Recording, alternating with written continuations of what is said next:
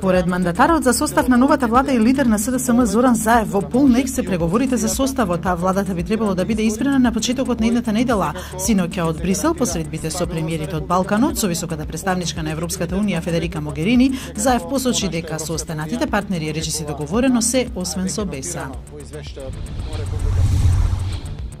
Негова работа е да известува од земјата, изјави српскиот премиер Александар Вучич во врска со присуството на представник на српската разузнавачка служба БИА во насилните напади во собранието на 27 април. Горан Живалјевиќ, офицер на БИА, актуелен дипломат и советник во српската амбасада во Скопје на 27 април, за време на инцидентите бил внатре во собранието, објави истражувачкиот тим на телевизија Телма и весникот Коха.